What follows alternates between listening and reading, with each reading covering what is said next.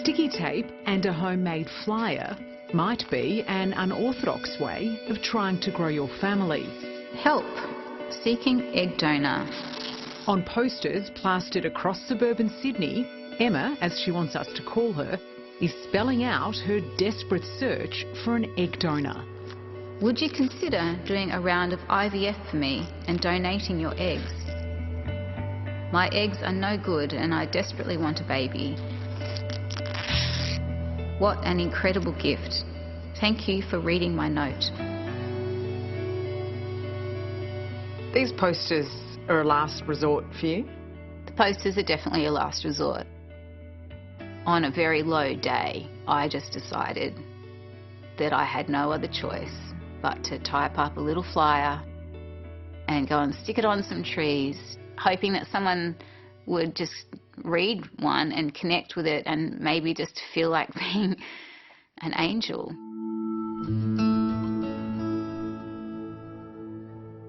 Emma has unwittingly become the poster girl for fertility struggles in Australia. It's an unspoken battle so many women here face, and while you'd think scientific advances would make the path to parenthood easier, that doesn't seem to be the case. The options here are very limited. It's not okay. You know, this is the 21st century. We need to sort this out. Jingle, jingle. Even though Emma is already a mum of one, her family doesn't yet feel complete. After a long and challenging battle with IVF, she'd finally fallen pregnant.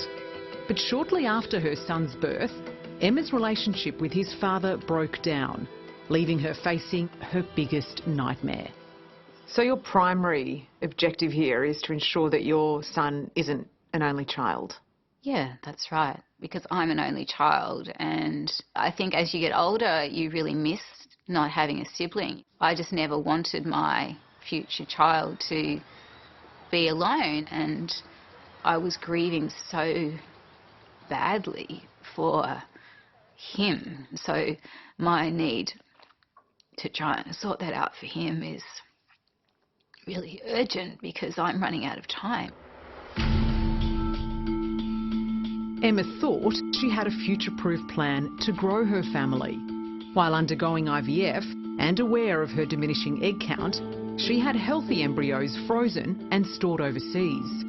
But as it turned out, that decision has now caused her more pain. We still have embryos, but now that I'm no longer with my partner, I'm not able to use them.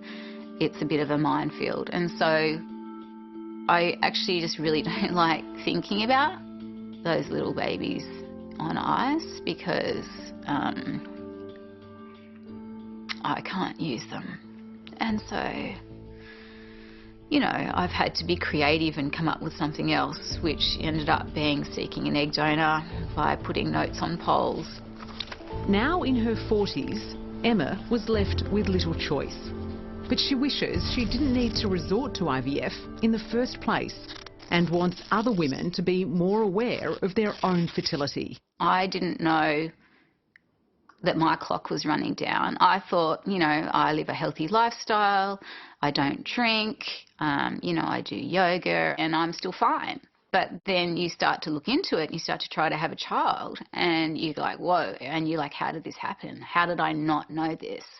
You've been through an IVF journey yourself, so you know just how complicated the process can be. Yeah, look, it's heartbreaking every month when you get the negative pregnancy test. And people think that IVF is the solution, but it is not. IVF is a last-ditch attempt. What people should have done is freeze their eggs. That can seem like an appealing solution, but it's not always straightforward.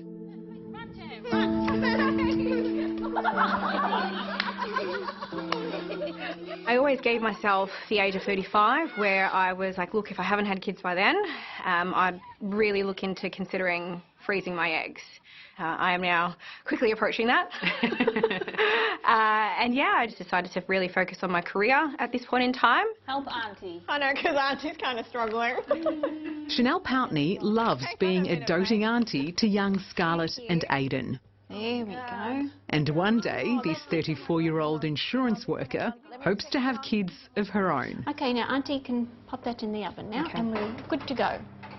You don't feel ready for children right now? Not right now, no. And that's why this is basically my insurance policy for my future, really. So I'm protecting myself and giving myself a plan B.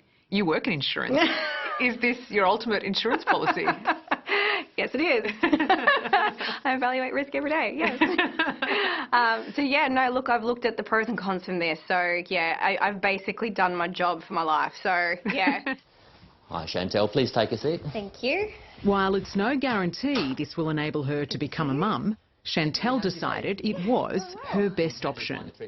After almost 2 months of counselling and hormone enhancements, she had her eggs collected at Monash IVF 4 weeks ago. Injecting and everything like that was quite new. I've never done anything like that before. In her first round, 7 eggs were extracted, but only 3 were viable.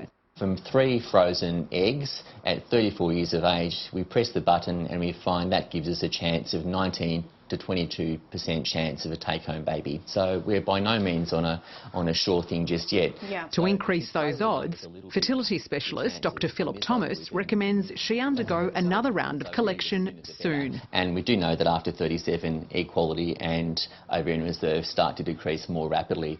Which means spending much more money. And unless there's an underlying medical condition, there are currently no government subsidies in Australia. All up, it was, I believe I was out at about $11,500. Really? Yes. That's a lot of money. It's a lot of money. Do you think that egg freezing should be subsidised? Yeah, definitely. I know that, yes, you have to have $11,500 up front. Like, that's a lot of money for someone.